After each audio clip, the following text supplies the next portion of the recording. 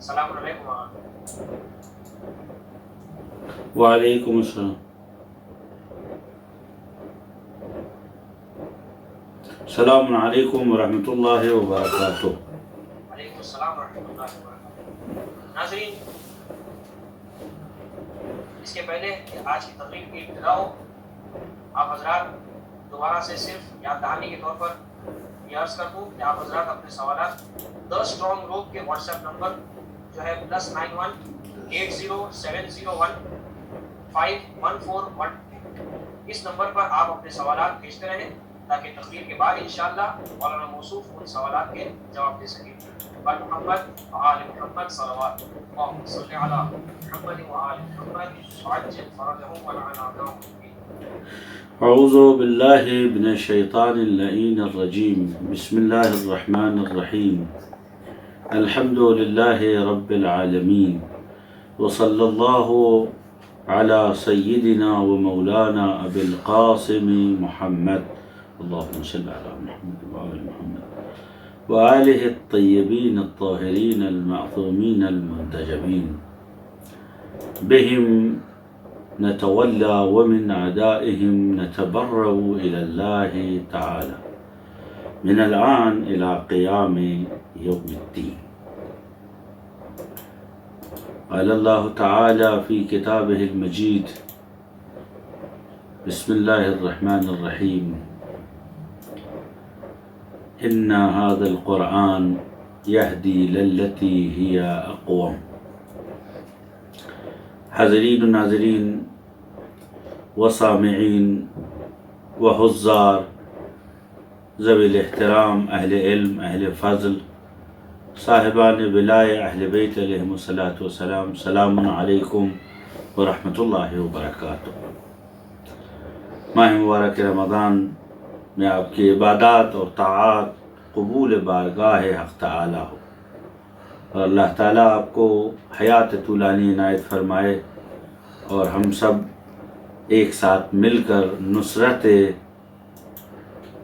قطب عالم امکان امام زمان عجل اللہ تعالی فرجہ الشریف کی مدد کے لیے اپنی اپنی بستیوں سے اس ندائے آسمانی کے لبیک پر جانے کی توفیق پائیں.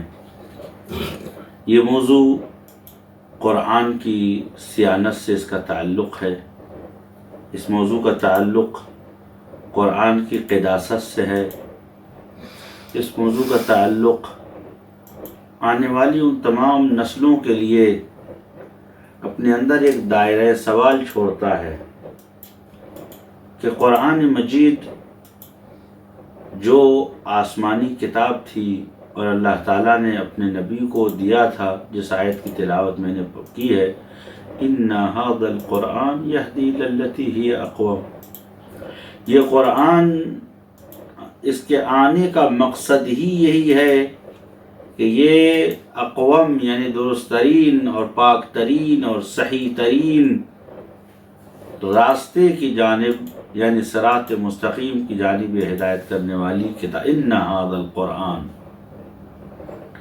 اب آنے والے لوگ اگر اسلام کے محاسن سے آگاہ ہوں گے، چاہے وہ نبی مکرم اسلام صلی اللہ علیہ وآلہ وسلم ہو یا احیاناً صحابہ منتجب منتخب، لیکن کل صحابہ ہم شیعہ حضرات کے ہاں مبرر نہیں ہیں اور نہ ہی ہم مطلق عدالت صحابہ کے قائل ہیں، اس لیے کہ مطلق عدالت صحابہ کے قائل ہو جانے کا مطلب ہے تبریر کل جریمت اجرم، ان تمام جرموں کو ہم تصحیح کریں جو احیاناً معاذ اللہ بعض اصحاب نے انجام دیا ہے. لہذا ہم صرف یہ کہہ سکتے ہیں کہ جو امام سجاد علیہ الصلاۃ والسلام نے زاویہ بنایا تھا کہ اللہم صلی علی صحبہ الذین احسنوا الصحبہ فی حیاتہ و بعد مماتہ، درود و سلام ان صحابہ کے اوپر جنہوں نے حق رفاقت عطا کیا حیات رسول خدا میں بھی اور وفات رسول خدا کے بعد بھی.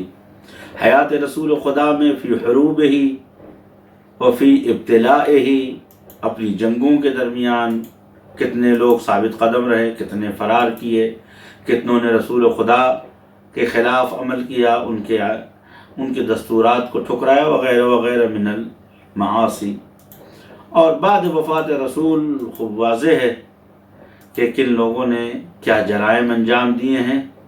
صحیح بخاری کی یہ روایت ہے کہ سیرد علی شرذمۃ من اصحابی، باب الفتن والحوادث میں روایت ہے، سترد علی شرذمۃ من اصحابی، کچھ میرے اصحاب کا ایک بڑا گروہ میری بارگاہ میں آئے گا، علی الحوض، حوض کوثر کے اوپر، وَلَيُحَلَّبُونَ الْمَلَائِكَةَ وَيُزَوِّدُونَهُم مِّنَ الْحَوْضِ، فرشتے ان کو حوض کوثر سے زور و زبردستی سے مار پیٹ کر سختی سے حوض کوثر سے دور کریں گے۔ فَأَنَا امد یدی، میں ہاتھ بڑھاؤں گا ان کی جانب، وَأَقُولُ يَا رَبِّ هَؤُلَاءِ أَصْحَابِي، میں کہوں گا خدا یہ میرے اصحاب ہیں۔ آواز آئے گی کہ اے میرے حبیب، لا تدری ما احدثوا بعدک بعدک، میرے حبیب اللہ ظاہر یہ انداز خطاب ہے رسول خدا، عالم نفوس ہے اور حاضر ہیں تمام عالم میں، اس لیے کہ سیر اللہ ورسولہ اعمالہم واعمالکم، لیکن حقیقت مطلب یہ ہے کہ آواز یا رسول اللہ، یہ اے اللہ میرے اصحاب ہیں، آواز آئے گی ماذا تدری ما احدثوا بعدک بعدک، آپ کو کیا خبر میرے حبیب کے انہوں نے آپ کے بعد کتنے احداث کیے ہیں، بدعتیں ایجاد کی۔ لہذا تمام اصحاب کو کلین چٹ دینے کا نام ہمارے مذہب میں نہیں ہے اور نہ ہم دے سکتے ہیں۔ ہاں ہم کہہ سکتے ہیں صحبہ المنتخب، صحبہ المنتجب، صحبہ الشرفاء، صحبہ العلماء علیہم آلاف التحیۃ والسلام، لیکن جو لوگ ایسے نہیں تھے فعلیہم ما علیہم، ان کے اوپر جو ان کا حساب ہے۔ لیکن آنے کے جو بھی نیا مسلمان ہوگا وہ سوال کرے گا کہ تمام اصحاب رسول خدا ائمہ طاہرین علیہ الصلوۃ والسلام، تمام علوم عام، فقہ و قراءت و اخلاق و حلال و حرام و حساب و ریاضی و دیات، تمام ابواب فقہ جو کچھ بھی اسلام سے متعلق ہے، چاہے وہ معارف ہو چاہے وہ اخلاقیات ہو، وہ سب کا تعلق قرآن سے ہے۔ سب سے پہلے وہ قرآن کی ڈگنیٹی اور قرآن کے ایتھینٹک ہونے کے اوپر بحث کرے گا کہ آیا معاذ اللہ قرآن ایتھینٹک ہے یا نہیں، آیا قرآن قابل اعتماد ہے یا نہیں ہے۔ تو وہ اب دیکھیں نا، جتنے بھی مستشرقین ہیں ان سب نے تقریباً میرے پاس ابھی 6 مہینے پہلے تقریباً 1500 تحقیقیں میں نے مستشرقین کی جمع کی، جو عربی میں انہوں نے لکھی ہے، اور ہالینڈ اور فرانس میں تقریباً جو ہے 8ویں یا 9ویں صدی میں لکھی گئی ہیں۔ 1500 تحقیقات ہیں جو قرآن کو معاذ اللہ کنڈیم کرتی ہیں، اور ان کے قرآن پہ حملہ کرنے کا واحد ذریعہ جو ہے وہ یہ ہے کہ قرآن کی تدوین اور قرآن کے جمع کرنے کے مسئلے کو لے آتے ہیں۔ مسئلہ یہ ہے کہ نحن نبنی بیتن و نخرب بلادن، ہمارے برادران اہل سنت ایک گھر بنانے کے لیے پورا شہر اجاڑ دیتے ہیں، ایک اینٹ رکھنے کے لیے پوری بنیاد ہلا دیتے ہیں، مثلا یہ ثابت کرنے کے لیے کہ جمع القرآن و تدوینہ من فضائل، قرآن کا جمع کرنا اور تدوین کرنا اور اس طریقے سے 2 دفتیوں میں قرار دینا ایک فضیلت ہے، تو کیوں نہ یہ فضیلت ابی بکر کے گھر پہ نہ ہو؟ قرآن کا جمع کرنا ایک فضیلت ہے، کیوں نہ یہ فضیلت عمر کے گھر میں نہ ہو؟ قرآن کو موجودہ صورت میں ہم تک پیش کرنا ایک فضیلت، کیوں نہ یہ عثمان کے نام ہو؟ اس بات سے غافل کہ جب اس کی جزیات کے بارے میں انسان تحقیق کرتا ہے تو ان کے اعمال کی کیا حیثیت رہ جاتی ہے، بات کی بات ہے، وہ عمل جو انہوں نے انجام دیا جس کا نام ہے خود قرآن، اس کی کیا حیثیت رہ جاتی ہے۔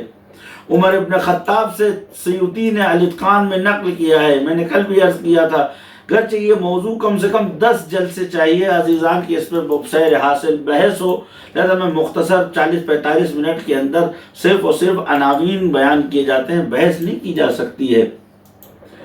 عمر ابن خطاب یہ کہتے ہیں کہ ثابت بن زید کو ابو بکر نے کہا انت شاب لا نتہمک، تم ایک جوان ہو، ہم تم پر کوئی بھی شک و شبہ نہیں کرتے۔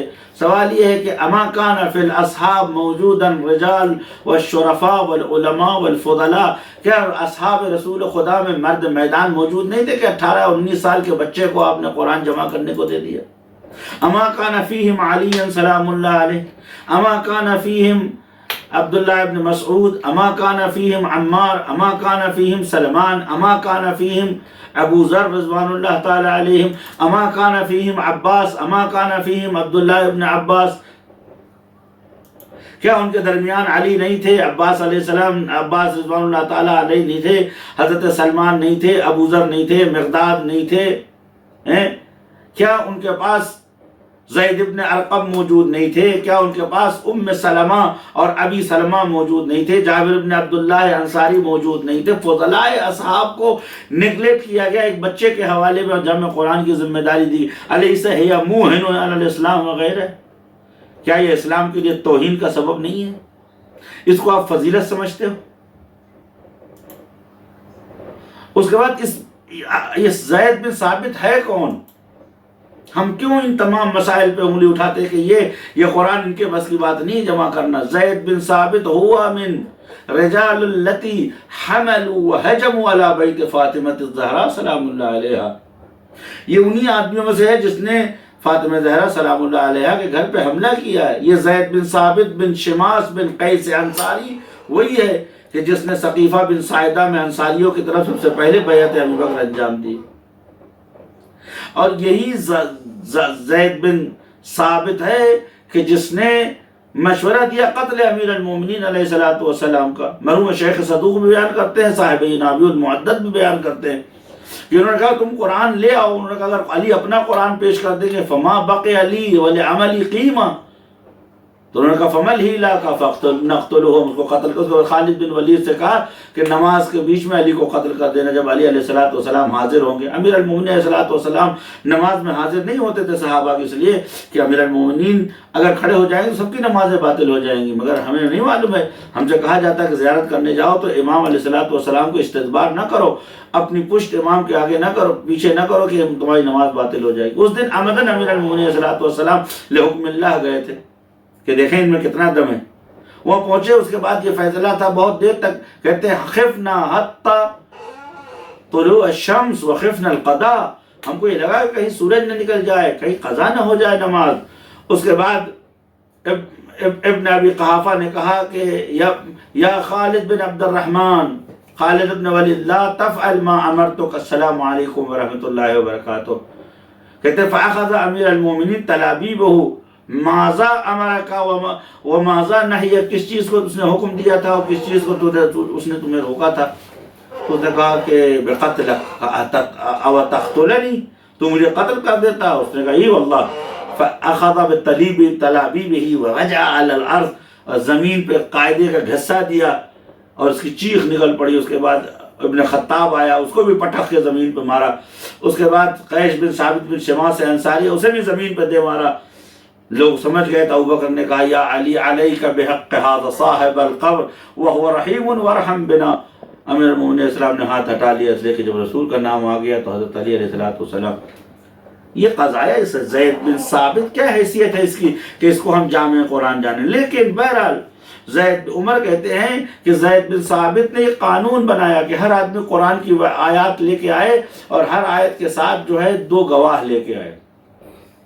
اب جو 2 گواہ لے کے آئے گا تو ایسی صورت میں قرآن ثبت کر دیا جائے گا۔ عمر کو آج تک ملال تھا کہ میری آیت جو ہے رجسٹریشن نہیں ہوا اس کا، چونکہ میرے پاس میں اکیلا تھا، دوسرا کوئی گواہ نہیں تھا، کہ الشیخ والشیخہ اذا زنتا، اگر وہ زنا کرے فجلدوہما 80 جلدۃ، ان کو 80 کوڑے مارو۔ عمر کہتے ہیں افسوس کی آیت قرآن میں شامل نہ کروا سکا۔ اس کا مطلب آپ سمجھتے ہیں؟ اس کا مطلب یہ ہے کہ قرآن کو جو ایک کتاب معتبر و متقن ہے، اصل اس سے قرآن کے اعتبار سے بحث کرنا جائز نہیں ہے۔ کتاب منزل من اللہ، موجود من اللہ، ثابت ہے، لیکن اگر جمع قرآن کو دیکھا جائے تو ایسی صورت میں زید بن ثابت نے اور ابوبکر عمر نے قرآن کا کھلواڑ بنا کے رکھ دیا۔ اس کے بعد تیسرا نظر جو عثمان کے بارے میں کہا، عثمان نے قرآن کو جمع کیا۔ اب سوال یہ کہ عثمان نے اپنی خلافت کے آخری دور، آخری 5 سال میں اس قرآن کو جمع کیا، یعنی حضور سرور کائنات سن 11 ہجری میں اس دنیا سے آپ کی شہادت ہوئی۔ شہادت، اس پہ بھی کبھی ایک سیمینار رکھیے تو گفتگو کی جائے۔ حضور صلی اللہ علیہ وسلم کی شہادت ہوئی، بعد شہادت رسول خدا صلی اللہ علیہ وآلہ وسلم 2 سال خلیفہ اول خلیفہ رہے، اس کے بعد 10 سال خلیفہ دوم خلیفہ رہے۔ کتنا ہو گیا؟ 12 10 22 23 سال، اور 13 سال عثمان خلیفہ رہے، تو تقریباً 25 سال ہو گیا۔ تو تقریباً رسول خدا کی وفات اور شہادت کے 20 سال بعد مسلمانوں کو ہوش آیا۔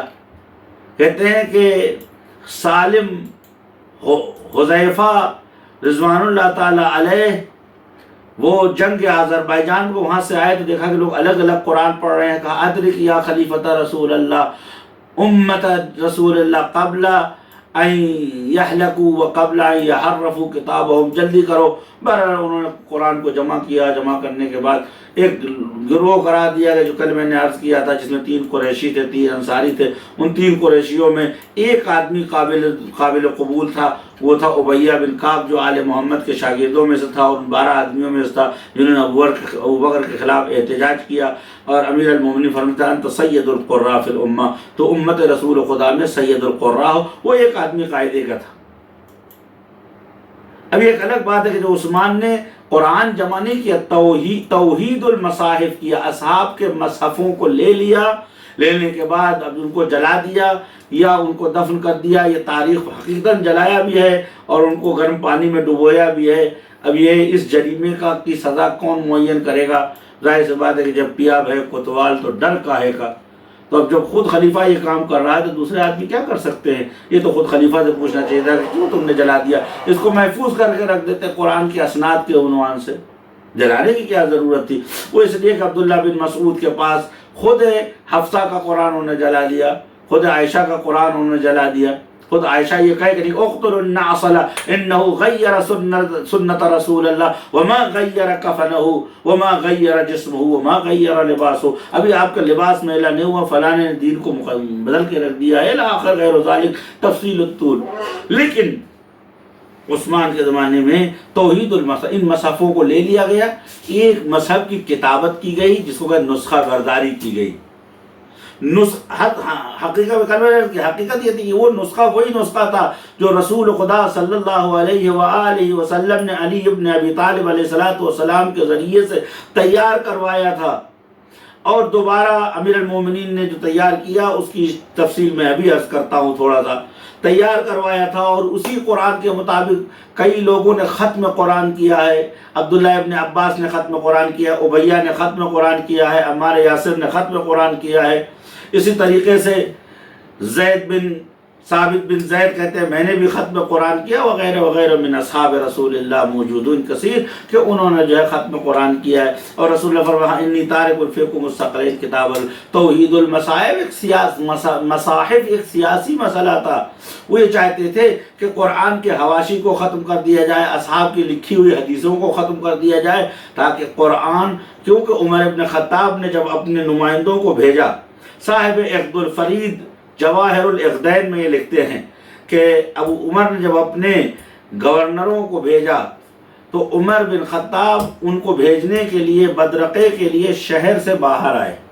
مدینے کے باہر آنے کے بعد ان سب سے کہتے ہیں اتدرون لماذا خرجت من بلدی، تمہیں پتہ ہے کہ میں کیوں آیا ہوں باہر؟ انہوں نے کہا بمثابت اننا صحابت رسول اللہ، ہم رسول خدا کے اصحاب ہیں، لہذا آپ ہمارے استقبال میں یہاں تک آئے۔ فرمایا لا لا لا، اس لیے نہیں، لا تشغل الناس عن حدیث محمد و اصحابہ، لوگوں کو رسول، انہوں نے محمد کہا، میں نہیں کہہ سکتا، لوگوں کو احادیث نبوی و سنت نبوی میں مشغول نہ کرو، ان کو جو ہے صرف قرآن وَقْرَؤُوا فِيهِمْ قرآن وَعَلَّمُوا القرآن بِقِرَاءَتِهِ، قرآن کی قراءت لوگوں کو سکھاؤ، قرآن کے بارے میں کچھ نہ بتاؤ۔ کیوں؟ اس لیے وہ کہتے ہیں کہ اگر تم بتاؤ گے تو لوگ قرآن چھوڑ کے سنت و احادیث رسول خدا میں لگ جائیں گے۔ صلو کما رأیتمونی اصلی، اللہ نے کہا اقیم الصلاۃ، یہ سب کو معلوم ہے کہ اقیم الصلاۃ، لیکن کیف نقیم الصلاۃ، نماز کیسے پڑھیں کسی کو نہیں معلوم۔ لہٰذا مسلمان اختلاف کرتا ہے کہ تکبیرۃ الاحرام کے بعد یہاں ہاتھ رکھا جائے کہ یہاں ہاتھ رکھا جائے کہ یہاں ہاتھ رکھا جائے، اس لیے کہ حذف کر دیا گیا صلو کما رأیتمونی اصلی، جیسے مجھے نماز دیکھتے ہوئے پڑھو ویسے نماز پڑھو۔ انشاءاللہ کبھی کسی اور موضوع میں گفتگو کروں گا کہ تنہا جس فرقے کی حدیثیں متصل ہیں، صحیح ہیں، وہ شیعہ فرقہ ہے، باقی تمام لوگوں کی حدیث نہیں ہے، اساطیر ہے، افسانہ ہے، فکشن ہے۔ اس لیے کہ یہ جو فکشن بنایا گیا ہے، افسانہ بنایا گیا ہے، 91 سال بعد از وفات رسول خدا بڑی بوڑھیوں کی بھولی بسری باتوں کو جمع کیا گیا، حدیث نہیں ہے، لیکن ما قامت الشیعہ وما ترک وما زال یکتب وینتشر العلوم، شیعہ وفات رسول خدا، شہادت رسول خدا، وفات رسول خدا سے لے کر تمام ادوار میں کتابیں لکھتا رہا۔ امیر المومنین علیہ الصلوۃ والسلام کے لیے ملتا ہے کان علی بن ابی طالب علیہ الصلوۃ والسلام یعلق کتاب الدیات مع حلبۃ سیفہ، امیر المومنین اس قانون کو توڑنے کے لیے کہ حدیث کا لکھنا حرام ہے، جائز نہیں ہے، اپنی تلوار کے نیام سے اور ہتھے سے، تلوار کے دستے کے اندر کتاب دیات باندھے رہتے تھے، کہتے تھے ھذا قد کتبت عن رسول اللہ صلی اللہ علیہ وآلہ، اس کو میں نے رسول خدا سے لکھا ہے۔ درد ہزاروں ہیں دوستان و عزیزان، لیکن مدعا کم ہے۔ کیوں؟ اس لیے کہ اب ممبروں میں اس بات کی گنجائش نہیں رہ گئی کہ ان باتوں کو وہاں بیان کیا جائے، کوئی سننے والا نہیں ہے، وہ ذوق تحقیق ختم ہو گئی ہے، روح تدقیق ختم ہو گئی ہے۔ دعا کریں وہ دن آئے کہ ہمارے ممبروں سے وہ معارف بیان کیے جائیں جو زینب سلام اللہ علیہا نے آل اموی کو اکھاڑ پھینکا تھا۔ امیر المومنین علیہ الصلوۃ والسلام نے از فرش گرفتے تا ثریا فرشتوں کو انگوش بدندہ کیا ہے، علم امیر المومنین، فضل امیر المومنین کے ذریعے۔ المختصر میرے دوستو عزیزوں، عثمان کے زمانے میں جو یہ قرآن، یہ توحید المصاحف تھی، ان تمام مصحفوں کو لے کے جلا دیا گیا۔ اس کے بعد ابیہ بن کعب کہتے ہیں میں لکھنے والا تھا اور لوگ بولتے جاتے تھے۔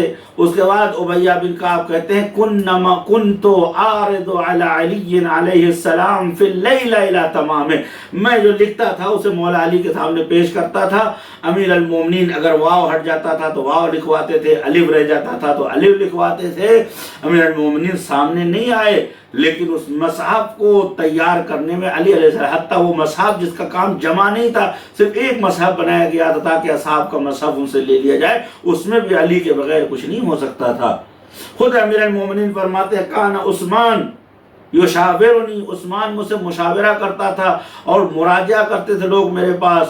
صدیق حسن خان نواب بھوپال یہ لکھتے کل الصحابہ یراجعون الی علی ابن ابی طالب علیہ الصلوۃ والسلام، تمام اصحاب رجوع کرتے تھے علی علیہ الصلوۃ والسلام کی طرف۔ وَهُوَ لَا يُرَاجِعُ إِلَىٰ أَحَدٍ، اور علی علیہ السلام کسی کے پاس سیکھنے نہیں جاتے تھے۔ اس کے بعد مفتی صاحب لکھتے ہیں نواب بھوپال، گرچہ سادات کرام سادات رضویہ میں سے ہیں لیکن ننیال کا اثر ہوا، اور حمید اللہ خان کی بہن یا بیٹی بھی آئی تھی جس کی وجہ سے یہ بعد میں سلفی ہو گئے۔ یہ لکھتے ہیں کہ وَشَأْنُ الْمُسْتَفْتِيِّينَ أَن يَسْتَفْتَوْا إِلَىٰ مُفْتِيهِمْ، یہ تو مقلدوں کی شان ہے کہ اپنے مفتی سے علم سیکھے۔ ابی درداء انصاری، اس روایت کو ابن تیمیہ نے بھی نقل کیا ہے، اس روایت کو مصنف ابن شیبہ نے نقل کیا ہے کہ ابی درداء انصاری کہتے ہیں العلماء ثلاثۃ، عالم بستینی ہے عالم اسلام میں، باقی اس کے علاوہ کوئی عالم نہیں ہے۔ کہتے ہیں العالم بالشام، عالم بالعراق، عالم بالحجاز، ایک شام والوں کا معلم ہے انا ابی درداء انصاری، میں ابی درداء انصاری، میں نے شام والوں کو قرآن اور حلال و حرام سکھایا ہے۔ ابی درداء انصاری کہتے ہیں عالم بالشام یراجع الی عالم اہل العراق، اہل عراق کے معلم کا شاگرد ہے عالم شام، وہ عبداللہ ابن مسعود، عبداللہ ابن مسعود اہل عراق کے عالم ہیں۔ اس کے بعد فرماتے ہیں وعالم الحجاز، ایک حجاز کا عالم ہے کہ عالم العراق والحجاز کلہم یراجعون الی عالم الحجاز، کوفہ اور عراق کا عالم اور شام کا معلم دونوں رجوع کرتے ہیں عراق والے حجاز والے سے، حجاز والے کے شاگرد ہیں۔ وہو علی بن ابی طالب علیہ السلام، علی ابن ابی طالب کے لیے ابن ابی الحدید معتزلی کہتے ہیں کل العلوم ینتہی الی علی ابن ابی طالب علیہ السلام، تمام علوم چاہے وہ جمع و تالیف قرآن ہو، علی ابن ابی طالب کی طرف باز گشت ہے۔ قراءت قرآن ہے، قراءت قرآن کا سلسلہ اس طریقے سے ہے کہ حفص بن غیاث عن عاصم بن ابی النجود عن عبد الرحمن السلمی عن ابی اسعد دولی عن امیر المومنین علی ابن ابی طالب علیہ السلام۔ آج دنیا میں جتنے قرآن ہیں وہ علی علیہ السلام کی قراءت کے مطابق۔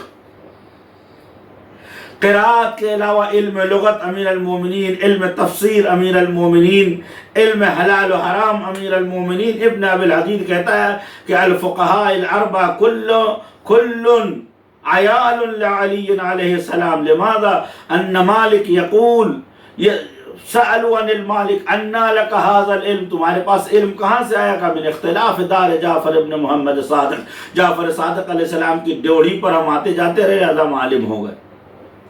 اس کے بعد مالک استاد ہے ابو حنیفہ کا، ابو حنیفہ کہتے ہیں ما رأت عین ولا سمعت اذن ولا خطر علی قلب بشر، نہ کسی آنکھ نے دیکھا، نہ کسی کان نے سنا، نہ کسی دل میں یہ خیال آئے گا کہ کان رجلا افضل من جعفر ابن محمد علما و ورعا و تقوا و فقہا، جعفر صادق سے افضل کوئی امام ہوگا، کوئی عالم ہوگا، کوئی فقیہ ہوگا۔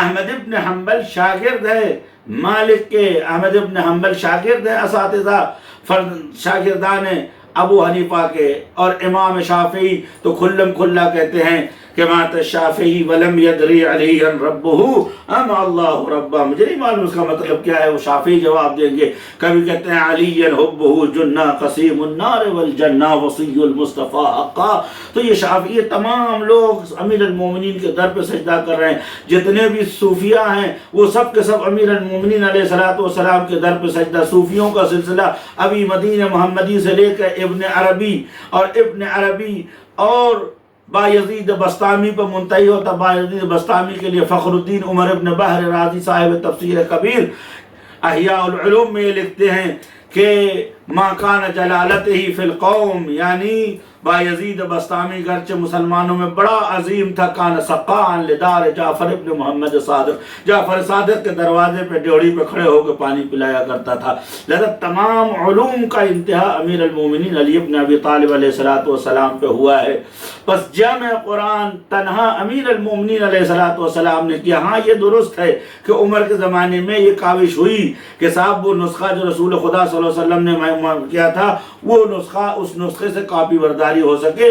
عثمان کے زمانے میں یہ ہوا کہ سارے اصحاب کے نسخے لے لیے جائے اور کاپی برداری کی جائے، لیکن حقیقتاً اگر اصحاب نے جمع کیا ہے احتمال خطا ہے، احتمال غلطی ہے، احتمال غیر اعتباری ہے، اس لیے کہ تمام اصحاب کو علم نہیں ہے۔ قرآن کہتا ہے کہ جب آپ بیان کرتے تھے تو وہ لوگ سوتے تھے اور یتسللون لوازن، اور لوگوں کی آڑ لے کے بھاگ جاتے تھے، اور کچھ تو سوتے کہتے تھے ماذا قال آنفا، رسول خدا نے کیا کہا۔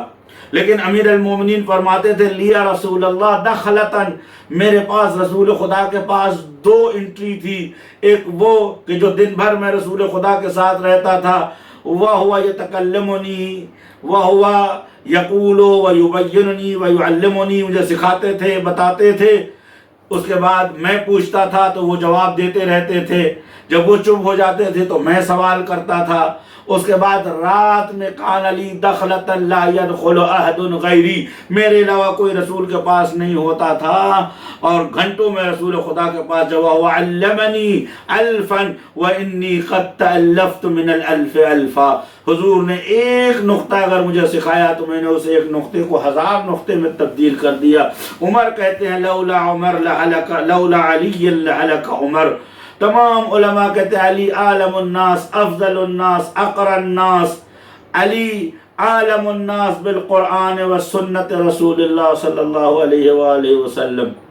بس یہ بات مسلم ہو گئی کہ جمع قرآن صرف ایک سیاسی کام تھا اور نسخوں کو ایک کیا گیا تھا، قرآن کو جمع نہیں کیا گیا تھا۔ ایک صلوات پڑھ دے محمد و آل محمد۔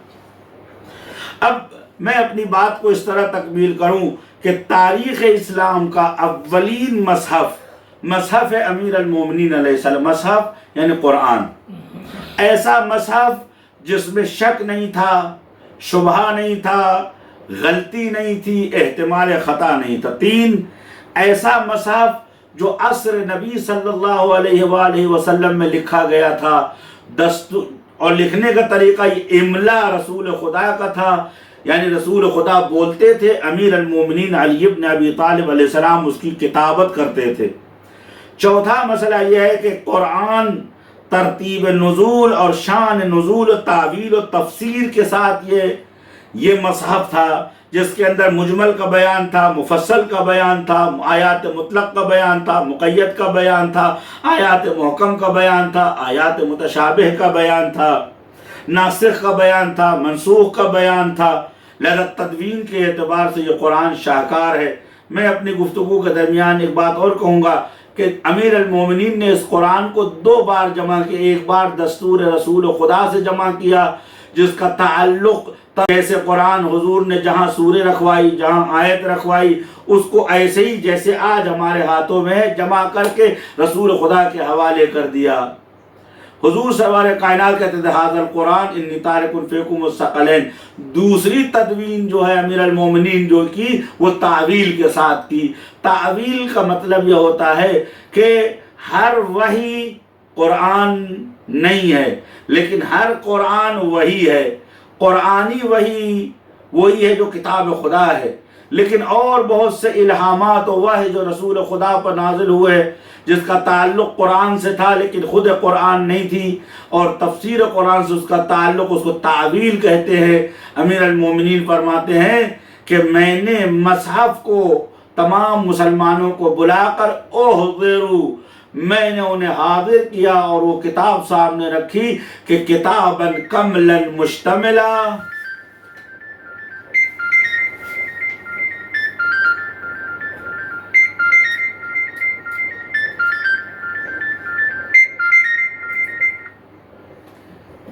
ہلو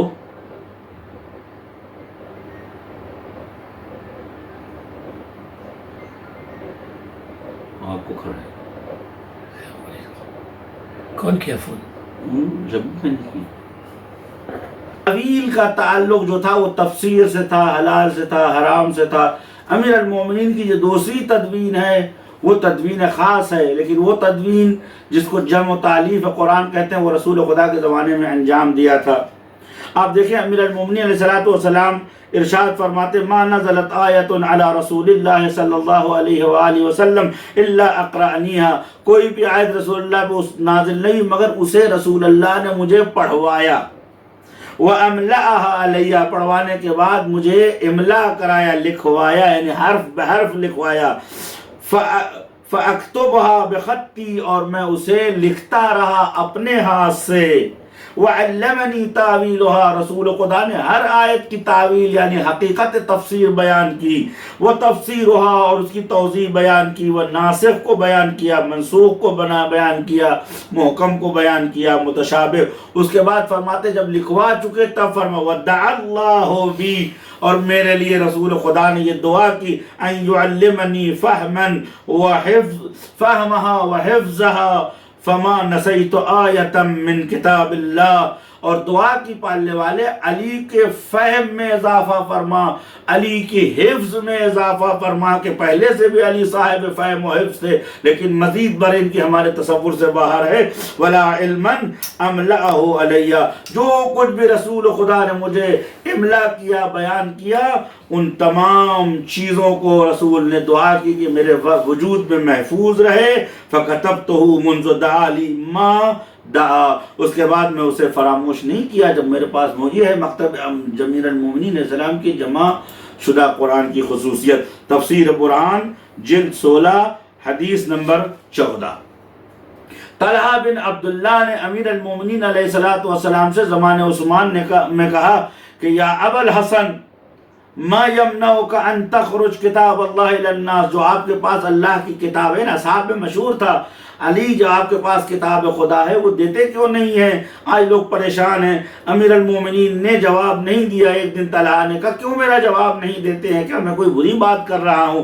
فرمایا طلحہ عمدن کففت عن جوابک، طلحہ میں نے خاص طور سے تمہارے سوال کا جواب نہیں دیا، وجہ ہے اس لیے کہ جو میں نے لکھا ہے وہ مسلمانوں کو ہضم نہیں ہوگا، لہذا وہ میری بات نہیں مانیں گے، اس لیے اصل قرآن پڑھیں کافی ہے، قرآن کی تعویل اور قرآن کی تفسیر ان کے بس کی بات نہیں ہے۔ اس کے بعد فرمایا فَأَخْبِرْنِي عَمَّا كَتَبَهُ الْقَوْمُ، جو قوم نے لکھ کر ہر شہر میں بھیجا ہے اس قرآن کے بارے میں تمہارا کیا خیال ہے؟ قرآن كُلُّهُ أَمْ فِيهَا مَا لَيْسَ بِقُرْآن، سب کا سب قرآن ہے یا اس میں کچھ خدا نخواستہ کم و زیادہ ہے؟ طلحہ کہتے ہیں بل قرآن كُلُّهُ، جو کچھ بھی ہے قرآن مجید ہے۔ قال علیہ السلام، امام فرماتے ہیں ان اخذتم بما فیہ نجوتم، اگر تم نے اسی کو عمل کر لیا اور اسی کو لے لیا اور اس پہ عمل کیا تو جہنم سے نجات پا جاؤ گے اور جنت میں جاؤ گے۔ کتاب سلیم ابن قیس صفحہ نمبر 82 اور احتجاج طبرسی صفحہ نمبر 82۔ یہ مصحف جو امیر المومنین علیہ السلام کا مصحف تھا، یہ مصحف احتمال قوی بلکہ یقیناً ائمہ طاہرین علیہ السلام کے پاس تھا۔ ابن سیرین یہ کہتے ہیں کہ میں سالہ تلاش کرتا رہا اس مصحف کو مدینے میں نے سنا تھا کہ آل جعفر کے پاس ہے، جعفر بن ابی طالب علیہ السلام یا آل امام مجتبیٰ علیہ السلام، فما وجدت لو وجدت فیہ علما نافعا کثیرا، اگر مجھے مل جاتا تو امت کے لیے ایک بہت بڑا علمی ذخیرہ تھا۔ کہتے ہیں کہ عمر ابن خطاب نے دوران خلافت میں امیر المومنین علیہ السلام سے کہا یا ابا الحسن ہات قرآنک الذی عرضت علی ابی بکر، جو قرآن تم نے ابی بکر کے سامنے رکھا تھا وہ دے دو۔ امام امیر المومنین علیہ السلام نے فرمایا انما، میں جو لے آیا تھا اتمام حجت کے لیے لایا تھا تاکہ تم روز قیامت یہ آیت خدا کے سامنے نہ پڑھو انا کنا عن ھذا غافلین، ہمیں نہیں معلوم تھا کہ قرآن علی کے پاس ہے، اس قرآن کو ہم صرف حجت کے لیے بعد فرمایا ان القرآن الذی عندی، جو قرآن میرے پاس ہے لا یمسہ الا المطہرون، اس قرآن کی تک دسترسی ناممکن ہے مگر انسان پاک ہو، یعنی معصومین علیہ السلام کے لیے ہے، اس لیے کہ تعویل ہے وما یعلم تعویلہ الا الراسخون فی العلم، تعلیم قرآن تعویل قرآن کا علم صرف اماموں کو ہے، اور وہ منبع جو تعویل قرآن کا تھا وہ حواشی اور مولا علیہ السلام کا ضمیمہ تھا کہ جو بعد حیات رسول خدا آپ نے اس اصل نسخے جو خود ہی لکھا تھا اس پہ اضافہ کیا تھا سلام اللہ علیہ وعلیہ آلاف التحیۃ والسلام۔ اس کے بعد فرمایا الاوصیاء من ولدی، میری اولاد میں آنے والے اوصیاء جو پاک ہیں مطہر ہیں یہ انہی کے پاس ہوگا۔ میں نے بہت تلاش کیا کہ میں اس قرآن کا سراغ لگا سکوں تو میں بھی آپ کے حوالے بھی کر رہا ہوں۔ یہ قرآن کہاں ملے گا؟ روایت میں ہے احتجاج طبرسی جلد 1 صفحہ نمبر 360 میں ہے کہ امام امیر المومنین علیہ السلام عمر کے جواب میں فرماتے ہیں کہ اذا قام القائم من ولدی، اور جب حضرت قائم سلام اللہ علیہ میری اولاد سے قیام کریں گے لَيُظْهِرُهُ، تو اس قرآن کو لے آئیں گے وَيَحْمِلِ النَّاسَ عَلَيْهِ، اور لوگوں کو اس کے مضامین و مفاہیم پر عمل کرنے کے لیے آمادہ کریں گے۔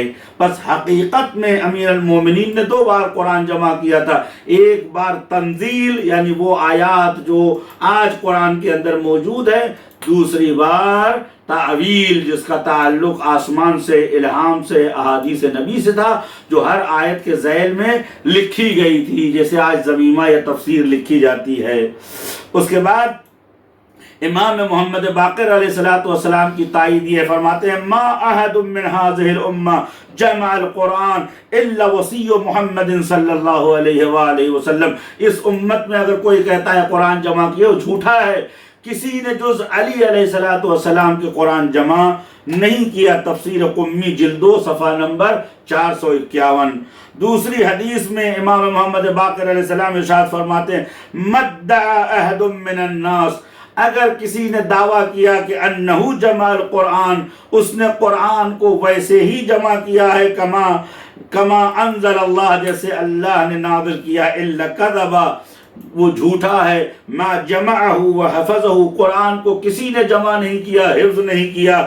کما انزل الا علی بن ابی طالب علیہ السلام، جز امیر المومنین علیہ السلام نے جمع اس کو حفظ و محفوظ کیا، وہ ان کی اولاد طاہرین نے.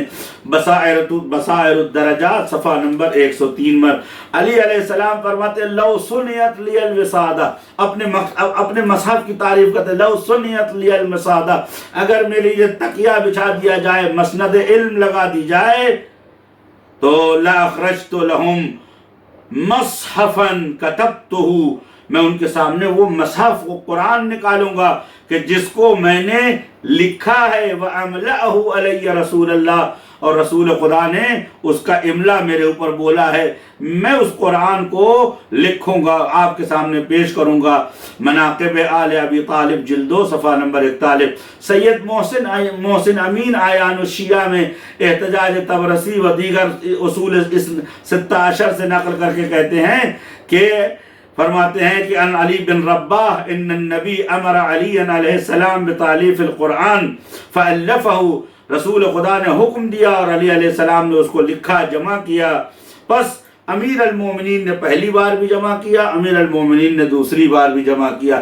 پہلی بار جو جمع کیا تھا وہ عام طور سے مسلمانوں کے پاس تھا. ایک بات اور، ایک نقطے کی طرف اور اشارہ کروں، زید بن ثابت یہ کہہ رہا ہے کہ فجمعنا القرآن من الاحلاف والایکاف، ہم نے چمڑوں سے، لکڑیوں سے قرآن جمع کیا، لیکن کبھی نہیں کہتا کہ ہم نے یہ قرآن رسول خدا سے لیا، بیت رسول خدا امیر المومنین فاطمہ، یعنی انہوں نے وہ چیز جمع کی تھی جو ان کے پاس پراکندہ تھا، وہ جو رسول خدا کے پاس تھا، اس کو لینے سے انہوں نے گریز کیا. لیکن ظاہر سی بات ہے کہ اہل بیت کے علاوہ کوئی چارہ نہیں ہے مسلمانوں کو. نام علی سے دشمنی کی جاتی ہے، حقیقت علی سے دشمنی نہیں کی جا سکتی. اگر علی سے دشمنی کر لیا تو قرآن سے بھی یہ محروم ہو جائیں گے. اس لیے کہ آج دنیا میں جو قرآن موجود ہے وہ حفص ان عاصم ان عبد الرحمن ان ابی اسود ان علی علیہ السلام، یہ قرأت موجودہ آج موجود ہے. بعد میں سعودی عرب نے اس میں عثمان کا نام بڑھایا ہے. عثمان کے لیے قاضی ایاز مصری یہ کہتے ہیں ما کان یحسن قرا ولا کان یعلم بالکتابہ ولا کان یعلم بحلال و حرام، انہیں حلال و حرام کا علم نہیں تھا، قرآن لکھنا نہیں آتا تھا، قرآن پڑھنا نہیں آتا تھا. ٹھیک ہے ان کے زمانے میں مصحف ایک کیا گیا ہے، لیکن ایسے ہی جیسے مودی کے زمانے میں کوئی کتاب لکھی جائے اور مودی صاحب کہیں کہ میں نے لکھی ہے. عثمان کے زمانے میں مصحفوں کو سیاستاً ایک کیا گیا تھا اور ہر مصحف کی ایک کاپی ہر جگہ بھیجی گئی تھی. اس میں ان کا اپنا کوئی علمی دخل نہیں تھا. حقیقتاً وہی قرآن تھا جو امیر المومنین علیہ السلام نے لکھا تھا. اس کے بعد اصحاب کا قرآن لے کے رکھ دیا اور اس کو دوبارہ سے لکھ کر صاف و شفاف کر کر اس کو تمام بلاد اسلامی میں بھیجا گیا. خلاصہ بس ظاہر یہ ہے کہ تلاش میں نے کیا، آپ حضرات کے لیے آج کی میری گفتگو کا تحفہ یہ ہے کہ وہ قرآن کہاں ہے. میں نے یہ روایت جو ہے عیون اخبار الرضا اور دیگر روایتوں میں دیکھا ہے. بڑی خوشی ہوئی مجھے یہ روایت پڑھنے کے بعد. کہتے ہیں ظاہر یہ مصحف وہی مصحف ہے کہ جو امام ابو الحسن علی ابن موسیٰ رضا علیہ السلام کے پاس تھا، کہ امام علی ابن موسیٰ رضا علیہ السلام نے اپنے صحابی بزرگوار ابی نصر بزنطی کو امانتاً دیا تھا، اور آپ نے فرمایا تھا کہ ذرا خیال رکھنا کہ یہ ضائع نہ ہو جائے، گم نہ ہو جائے. اس کے بعد ابی نصر بزنطی کہتے ہیں اجازہ مولا سے میں نے ایک پیج صرف کھولا تو فقال فتحتہ فقرأت فیہ، میں نے کھولا تو اس میں پڑھا اس آیت کو وَلَمْ يَكُنِ الَّذِينَ كَفَرُوا، اور وہ لوگ جو کفار میں سے تھے کہ نیچے مولا علی نے ایک لسٹ بنائی تھی، اس میں فوجدت فیہا اسم 70 رجلا، اس کفار کے نام کے نیچے ایک لسٹ تھی حاشیے میں جس میں 70 آدمیوں کے اسمہم و اسم آبائہم و اسم قبائلہم، ان کا نام، ان کے باپ کا نام، ان کے قبیلوں کا نام.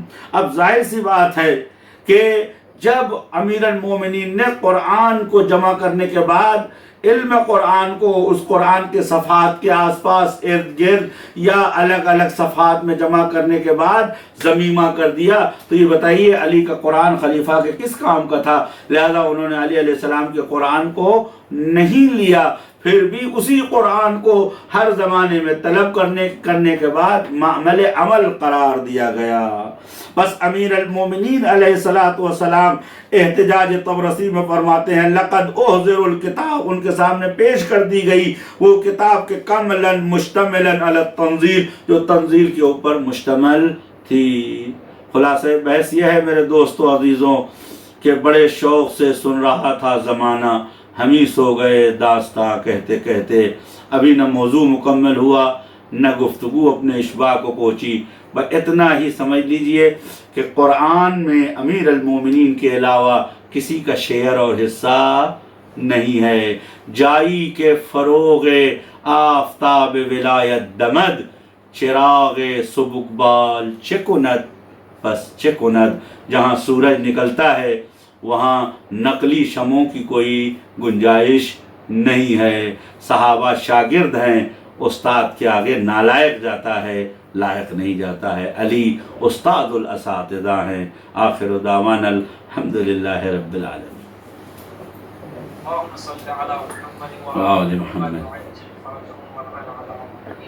بہت بہت شکریہ مولانا صاحب، بہت ہی جامع گفتگو، ہم لوگوں نے آپ کو مجبور کر دیا کیونکہ موضوع اتنا وسیع ہے، لیکن 2 نشستوں میں کم سے کم 5 نشستیں۔ یہ ایسا موضوع ہے کہ وضو ایسے کیا جاتا ہے، روزہ ایسے، اس کو ختم کر کے اس کو کیجئے، کم سے کم 5 جلسے اس کو کیجئے۔ انشاءاللہ خدا توفیق دے ہم سب کو۔ اور واقعی جو آپ نے دوران تقریر جو ایک بات بیان کی تھی بہت ہی اہم ہے کہ آج کل اس طرح کے موضوع کو جسے انگلش میں کہتے ہیں نا اٹ ہیز نو ٹیکرز، یعنی اس کے بنا قدردان ہے نہیں اس طرح کے موضوع کو سننے کے لیے۔ انشاءاللہ اللہ ہمیں توفیق دے اس طرح کی اور گفتگو ہم کر پائیں گے۔ اگر کچھ سوالات ہیں بسم اللہ میں خیزت۔ عموماً تو جوابات گفتگو کے دوران ہی آ چکے ہیں، بہرحال لیکن چونکہ ناظرین نے سوال کیا ہے میں پیش کر دیتا ہوں اپنے خدمت میں۔ سب سے پہلا سوال یہ کہ اگر رسول اللہ صلی اللہ علیہ وآلہ وسلم نے علی علیہ السلام کو قرآن کا ابتدا کرایا تھا تو یہ کب شروع ہوا؟ کیونکہ جو پہلا سورہ نازل ہوا وہ قرآن میں سورہ 96 ہے جی، کہیں ایسا تو نہیں کہ مکمل ابتدا کرنے کے بعد ایک سورہ نمبر کا کوئی نیا سلسلہ رسول خدا کو دیا گیا تھا؟ نہیں دیکھیے ابھی میرے، اچھا ٹھیک جی، آخری حصہ سوال کا یہ کہ کیا قرآن کو سپاروں میں جو تقسیم کیا گیا ہے یہ بھی رسول اللہ نے کیا تھا؟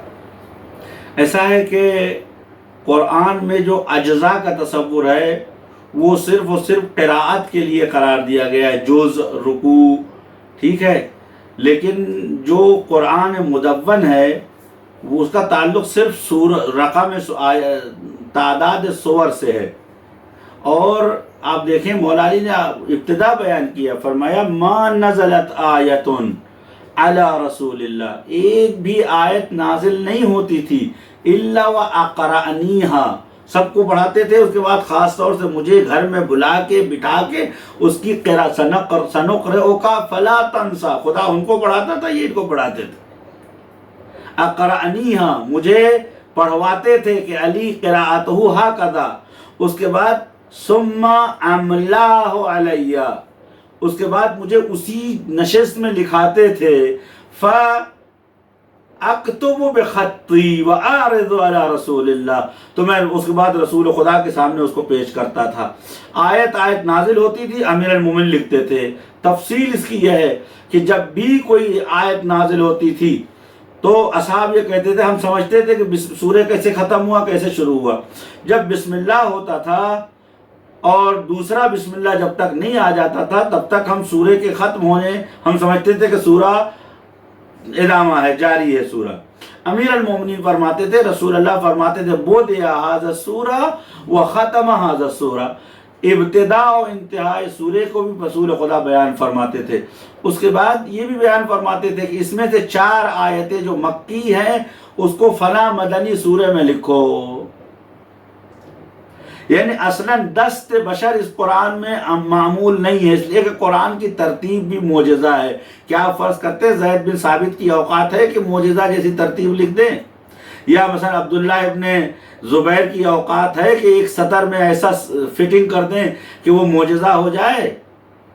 لہذا اگر کوئی اس بات، ہمارے یہاں بھی بعض لوگ اس چیز کے قائل ہیں، لیکن ظاہر سی بات ہے یا قلت علم ہے یا مسکنت فکر ہے، دونوں میں سے ہی مشکل ہے ان کی.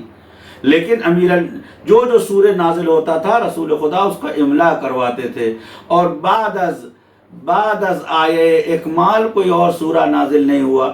اس دوران میں رسول خدا نے حکم دیا، یعنی جب حضور محرم میں تشریف، ذی الحجہ کے اواخر میں جب تشریف لے آئے، فرمایا یا علی جمعھا بین الدفتین، علی ابھی تک جو کچھ لکھا ہے وہ اور جو نازل ہو چکا اس کو لکھ کر مجھے پیش کرو تاکہ میں امت کے سامنے پیش کر سکوں. بعض روایت میں کہ رسول خدا اسی فتح مکہ میں رسول خدا نے جو آخری آیت نازل فرمایا ھذا آخر ما نزل بی، علی یہ آخری نازل ہوئی ہے.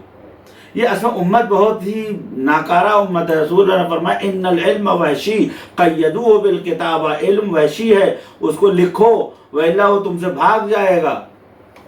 تو حضور نے پہلے دن سے فرمایا تھا کہ لکھو، لہذا ہمیشہ لکھنے کے اوپر. نون والقلم وما یسطرون، امیر المؤمنین فرمایا ولما نزل امرنی رسول اللہ ان اقلم قلمہ، حکم دیا اے علی اس کو لکھو اور دوسروں تک سکھاؤ. حتیٰ کفار قریش کو پکڑتے تھے لکھنا پڑھنا. یہ زید بن ثابت کو کافروں نے لکھنا پڑھنا سکھایا ہے. اب ان کے لیے بڑے بڑے فضائل ہیں. کسی وقت آئیے تو میں اس کی بھی اوقات بتاتا ہوں کہ ہے کیا یہ. ہمارا دوسرا سوال یہ ہے، خالی اس سوال میں یہ ہے ایک بات جو بالکل واضح طور پر سمجھ میں آ رہی ہے، جیسے آپ نے ابھی فرمایا کہ کوئی بھی آیت ابتدا سے لے کر، اس کا مطلب یہ ہے کہ یہ ثابت ہے غار حرا میں جب پہلی آیت نازل ہوئی اس وقت بھی امیر المومنین علیہ السلام رسول اللہ کے ساتھ تھے. بھائی امیر المومنین فرماتے کنت اراہ ولا یراہ غیری. اصل ایک تحقیق لکھی ہے میرے دوست ہے آغائے نجاح طائی نے، صاحب الغار ابو بکر ام رجل آخر، ثابت کیا ہے کہ یہ تاریخ نے گڑھا ہے کہ ابو بکر غار میں نہیں تھا، وہ ابو بکرہ بن عبد الرحمن بن زبیب زبطی تھا جو رسول اللہ کو راستہ بتانے کے لیے ہمراہ ہوا تھا. برفرض کے مان بھی لیا جائے تو امیر کل یوم یاتی ما طعام و شراب، امیر المومنین ہر روز کھانا پینا لے کے آتے تھے غار میں. ابن جنید اسکافی کی کتاب ہے المعیار والموازنہ، اسم جاہز عثمانی نے کتاب لکھی ہے مولا علی کے خلاف. اس میں لکھا ہے کہ ابو بکر علی سے افضل ہیں. اس کے بعد یہ لکھتا ہے کہ ابو بکر نے بہت قربانی دی ہے. تو جنید اسکافی کہتے ہیں کس قربانی کی بات کرتے ہو؟ شعب ابو طالب میں عین ابو بکر وکان علی یفدی الناس یفدی نفسہ، علی اپنی جان فدا کرتے تھے، شہر اور دیار سے جا کر خرما اور آٹا لے کے آتے تھے. اس کے بعد وَلَمَّا هَاجَرَ دَخَلَ فِي مَهَاجِرِهِ وَغَارِهِ، أَشْبَعَهُمْ، انہیں کھانا کھلایا، پانی پلایا، ان کے لیے انتظام. ابو بکر اگر تھا بھی تو صفر ہے جسے کہا جائے مائنس کے بعد جو ایک صفر پڑ جاتا ہے، وہ اس کی کوئی حیثیت نہیں تھی، کوئی کار نمایاں انجام نہیں دیا. حتیٰ وہاں بھی رسول خدا صلی اللہ علیہ وسلم امیر المومنین علیہ السلام کے ساتھ تھے. اصل لوگ نہیں پڑھتے، غور نہیں کہ مہاجر رسول خدا میں یہ لکھا ہے کہ جب رسول خدا جو ہے قباء میں پہنچے تو بار بار ابو بکر اصرار کرتے تھے، دوسرے لوگ یا رسول اللہ اولا تدخل بالمدینہ والناس ينتظرون، آپ آئیں گے نہیں لوگ انتظار کر. فرما انا انتظر رجل کنفسی، میں اس کا انتظار کر رہا ہوں جو میری روح ہے، جان ہے. ولما دخل علی علیہ السلام علیہ، امیر المومنین علیہ السلام جب وارد ہوئے، تمام شیعہ سنی نے لکھا ہے کہ آپ کے پیروں میں چھالے پڑ گئے تھے. حضرت امیر کا پیر تشت میں رکھا، وغسلہ ویبکی، جعل یبکی، دھلتے جاتے تھے، روتے جاتے تھے، کہتے تھے ابی و امی فداک یا علی، اے علی تم پہ فرشتے مباحات کرتے ہیں. فلما جاء علی دخل علی علی رکبت مع رسول، وہ جو فلم بھی بنائی کہ دا میسج، اس میں بھی لبنان کے علماء محققین نے خیانت کی ہے. انہوں نے اس میں جو ہے جو ابو بکر کو رسول کے اونٹ پہ بٹھایا وہ بھی غلط ہے، اس لیے کہ ارکب رسول اللہ علی جملہ علی ودخل رسول اللہ یدہ فی یدہ. رسول خدا جب مدینے میں داخل ہوئے، علی کے ہاتھ میں رسول خدا کا ہاتھ تھا، اسی اونٹ پہ رسول خدا علی علیہ السلام سوار تھے جس پہ رسول خدا سوار تھے. لیکن جب علی کی خلافت لے لی تو اونٹ کی سواری لینے میں کون سی بڑی بات ہے؟ دوسرا سوال یہ ہے کہ تقریباً اس کا کچھ حد تک تو جواب تقریر کے دوران آ گیا تھا. بہرحال سوال یہ ہے کیا وہ قرآن جسے رسول اللہ صلی اللہ علیہ وآلہ وسلم نے اپنے زمانے میں اقرا کیا تھا کیا وہ اس مصحف سے الگ ہے جو امیر المومنین علیہ السلام نے 3 دن میں تالیف کیا تھا؟ میں نے کہا کہ از نظر تنزیل وہی ہے، یعنی جو قرآن کی آیات ہیں، جو سور ہیں، ترتیب آیات و سور ایک ہے، لیکن اس میں تعویل بھی ہے. یعنی امیر المومنین علیہ السلام کو معلوم تھا کہ بالاخره اب جو قرآن عوام کے ہاتھ میں جائے گا تو قرآن جب تک نہ معلوم، اقیم الصلاۃ تو سب جانتے ہیں، کیف نقیم الصلاۃ، نماز کیسے پڑھیں کون جانے گا. یا امیر انما یرید اللہ لیذھب عنکم الرجس اہل البیت، وہ آج تک جھگڑا ہے کہ اہل بیت کون ہیں. تو امیر المومنین علیہ السلام نے اس قرآن کے ساتھ باضابطہ تعویل جو رسول خدا نے انہیں سکھائی تھی اس قرآن کے ساتھ لکھا تھا. لہذا اس میں فرمایا کہ میں نے ناسخ کو بھی لکھا ہے، منسوخ کو بھی لکھا ہے، یعنی ایک مکمل کتاب تھی. یعنی یہ مثال طور پر آج ہمارے پاس خالی قرآن ہے لیکن نہ اس کے معنی معلوم نہ ترجمہ معلوم، بہت کا ترجمہ معلوم لیکن حقیقت قرآن کیا ہے، تفسیر کیا ہے، ہمیں نہیں معلوم، زیادہ پریشانی ہوتی. لیکن امیر المومنین نے جو انتظام کیا تھا وہ یہ تھا کہ لا یختلف فی الدین اثنان، 2 آدمیوں کو اختلاف نہ ہوتا. لیکن انہوں نے کیا کیا کہ صاحب عمر نے کہا، انہوں نے کہا لا حاجت لنا. ایک روایت میں ہے کہ فیہ فضائح الانصار والمہاجر، ظاہر سی بات جب لکھیں گے لم یکن الذین کفروا اور اس میں تمام کفار کا نام رسول خدا کی زبانی لکھیں گے تو ظاہر سی ابوبکر کیسے قبول کریں گے، عمر کیسے قبول کریں گے اس قرآن کو. ان کی سیاسی اہداف کے جب معلوم ہے کہ انما ولیکم اللہ والرسول، الولی علی ابن ابی طالب ثم حسن ثم حسین الی مہدی صلوات اللہ وسلامہ وعجل اللہ تعالی فرجہ شریف، جب وہ سب لکھا ہوگا تو کیسے مسلمان اس کو قبول کر سکتا ہے. لہذا اس قرآن میں کوئی فرق نہیں ہے. لہذا ہمارے علماء کا اجماع ہے، مرحوم سید مرتضیٰ سے لے کے آئے خوئی تک وہی کہتے ہیں وذاک القرآن نفس ھذا القرآن ما فرق بین الف و لام، کوئی فرق نہیں ہے. بس جو مولا علی علیہ السلام نے جمع کیا تھا وہ ہر قرآن کے ساتھ اس کی مناسبات، شان نزول، تفسیر و توضیح تھی. ظاہر سی بات ہے کہ وہ خلفاء کو ہضم نہیں ہو سکتی. ایسا نہیں ہے کیونکہ ابھی میں نے آپ کے سامنے تقریر میں سنایا، مولا علی تعالیٰ نے کہا کہ صاحب اپنا قرآن لائیے. آپ نے فرمایا اپنا قرآن یعنی چاہیے مگر 2 قرآن ہے. قرآن وہی ہے جو انہوں نے جمع کیا، قرآن ہے. انہوں نے کہا قرآن ہے. آپ نے فرمایا جب قرآن ہے وہ اسی پہ عمل کر لو، جنت جہنم پکی ہے تمہاری، تم جنت میں جا سکتے ہو اس پہ عمل کر کے. لیکن وہ جو میں نہیں دی ہے، انہوں نے کہا مجھے ڈر ہے اس بات کا کہ اختلاف ہو جائے امت کے درمیان. ظاہر سی بات ہے جب خلیفہ ابوبکر ہے، عمر ہے، عثمان ہے، خوب علی بن ابی طالب کون سنے گا. مگر امیر المومنین نے اپنے دور خلافت میں تراویح کو منع نہیں کیا. جس چیز کو جواد نقوی صاحب فرماتے ہیں مجلس جیسی، بظاہر سی بات ہے یہ ان کا اپنا استنباط ہے کہ کہاں اقرب القربات عبادت خدا اور کہاں اذل البدعات. بالآخر تراویح بدعت ہے. امیر المومنین علیہ السلام نے تراویح کو رکوا دیا، لوگوں کو مسجد سے اٹھا کے باہر پھینک دیا. اس کے بعد جساس قاضی جساس کہتے ہیں احکام القرآن میں کہ لوگوں نے رونا شروع کیا، وَزَعِيَّتَا وَعُمَرَا، لوگوں نے ہائے عمر کا نعرہ لگانا شروع کیا. مولانا کہا ان لم تسمعونی فذکم، اگر تم نہیں مانتے تو جہنم میں جاؤ، مجھ سے کیا مطلب. لہذا جو قرآن امیر المومنین پیش کرنا چاہتے تھے، بہت سے مفتیوں کو جو ہے ہارٹ اٹیک ہو جاتا ابھی بھی، لہذا وہ قابل برداشت. اسی لیے فرمایا اذا قام قائمنا عجل اللہ تعالیٰ فرجہ شریف یظہرہ، وہ لے کے آئیں گے ویحمل الناس، لوگوں کو اس پر لے آئیں گے. بعض روایتوں میں کہ جب حفظ کرنا ہوگا تو مشکل ہوگا حفظ. کیسے مشکل ہوگا؟ جیسے آپ کہیں گے اذا ان جاءک فاسق بنبأ، یاد کرنے کے بعد آپ کو یہ بھی یاد کرنا پڑا ان الفاسق ہوا عمر ابن عبدود، عمر ابن خطاب ہوا فاسق، کون ہے کون ہے کون ہے کون ہے کون ہے کون ہے. تو یہ سب بھی یاد کرنا پڑے گا نا، تب حفظ قرآن کامل ہوگا.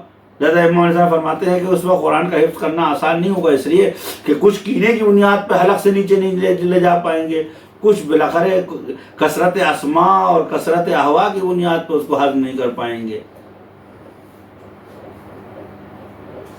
اور جس طرح مولانا صاحب نے جس ایک روایت کی طرف اشارہ کیا تھا، احتجاج کی وہ غالباً روایت ہے جہاں تک کیا تھا شاطری لا حاجت لنا فیہ فعندنا مثلہ، یہ ان لوگوں کا جملہ تھا. وہ کہتے تھے فعندنا لا حاجت لنا فیہ، ہمیں نہیں چاہیے. فَإِنَّنَا مِثْلُهُ ہمارے پاس موجود ہے اس جیسا. مطلب انہوں نے یہ کہا کہ ہم کو ضرورت نہیں ہے. کیوں؟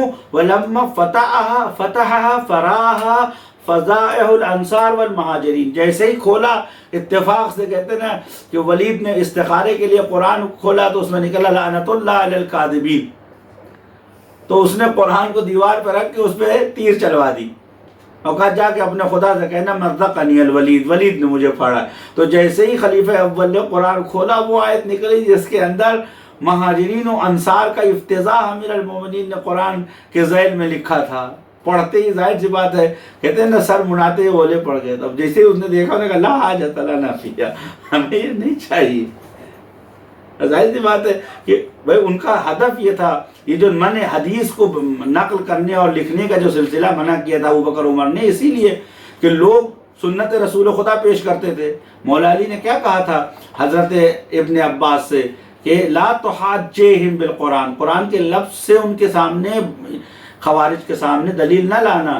حاجہم بسنت رسول اللہ، رسول خدا کی سنت پیش کرنا. الیوم اکملت لکم دینکم، یہ قرآن ہے. سنت کیا ہے؟ من کنت مولا فہذا علی المولا. فرمایا حاجہم بالقرآن، قرآن سے محاجہ نہ کرو. انہ حمال ذی الوجوہ، اس لیے کہ قرآن کے ایک لفظ کے کئی کئی معنی لیے جا سکتے ہیں اور لے رہے ہیں لوگ. یوم ندعوہم کل اناس بامام، اس ذیل میں سعودی عرب کا بھی امام آ جاتا ہے اور لوگ باقاعدہ شرح بھی کر رہے ہیں. یا مثلا دوسری آیات کے ذیل میں وَأُولِي الْأَمْرِ مِنْكُمْ، اولی الامر، ہر فاسق و فاجر ان کی نظر میں اولی الامر ہے. ہماری نظر میں اولی الامر وہ ہے کہ الذین عندهم امر اللہ اذا ارادوا شیئا یفعلوا، انما امرہ، اگر اللہ کا ارادہ یقول له کن، فاذا اراد اللہ شیئا یقول له کن فیکون. بالاخره قرآن کے آیات کے ذریعے سے جب تک رسول خدا نہ ہو، کیا کہا تھا اس نے؟ حسبنا کتاب اللہ، اللہ کی کتاب ہمارے لیے کافی ہے. کیوں؟ اس لیے کہ اللہ کی کتاب تو بولتی نہیں ہے نا کہ باطل کیا ہے غلط کیا ہے. یہ تو بیچاری اس وقت بھی نہیں بولی جب نیزے پہ تھی. اللہ کی کتاب کب بولتی ہے؟ جب صاحب کتاب کے ہاتھ میں ہو. لہذا فرمایا انی تارک فیکم الثقلین کتاب اللہ و اطرتی لن یفترقا، یہ جدا نہیں ہو سکتے. اگر تم نے جدا کیا تو وہ کاغذ ہے، کتاب خدا نہیں ہے. سواد علی البیاض، مولا نے فرمایا یہ سیاہی ہے جو سفیدی پہ چڑھا دی گئی ہے. سواد علی البیاض کتف وکتب علیہ ارقام، کاغذ ہے یا کھال ہے جس پہ کچھ لکھا ہوا. انا کتاب اللہ الناطق، میں کتاب خدا ہوں. یہ دونوں جدا نہیں ہوں گے. لن یفترق حتی یرد علیہ الحوض، عین الحق ہے. لہذا حقیقت میں یہ ہے کہ قرآن مجید جب تک اہل بیت اس کے ساتھ نہ ہوں تو ISI جیسے داعش پیدا کرتا ہے، طالبان پیدا کرتا ہے، اس کے وہاں جو ہے لا الہ الا اللہ کہہ کے قوموں کا گلا کاٹا جاتا ہے. وَنُنَزِّلُ مِنَ الْقُرْآنِ مَا هُوَ شِفَاءٌ وَرَحْمَةٌ وَلَا يَزِيدُ الظَّالِمِينَ إِلَّا خِسَارًا. قرآن ریئیکشن کرتا ہے ظالموں کو، مسلمانوں کو ریئیکشن ہے قرآن کا. کیوں؟ اس لیے کہ اس کے ساتھ انہوں نے اینٹی بائیوٹک نہیں لی، اس کے ساتھ جو ہے وٹامن سی اور ڈی نہیں لی جس کا نام امیر المومنین و آل امیر المومنین علیہ السلام. اکیلے قرآن ہضم کرنا چاہا. لہذا کوئی قطان ہو گیا، کوئی منع ہو گیا، کوئی ابن تیمیہ ہو گیا، کوئی برقطاسی ہو گیا، کوئی عبار ذاتی ہو گیا، کوئی محمود زقتی ہو گیا جس نے قتل و غارت کا بازار پوری دنیا میں گرم کیا ہوا ہے.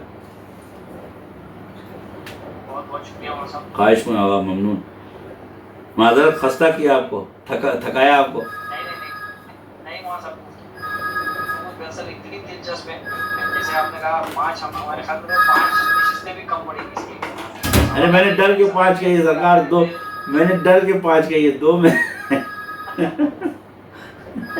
آخر میں ناظرین، جو ہمارا کل کا جو سیشن تھا، سیشن نمبر 3 جو تھا، تیسرے سیشن کا جو کوئز، اس کے 10 ونرز جو ہیں ان کے ناموں کا اعلان کر دوں. یہ 10 وہ لوگ ہیں، ویسے تو کئی افراد ہیں جنہوں نے سارے سوالات کے صحیح جواب دیے.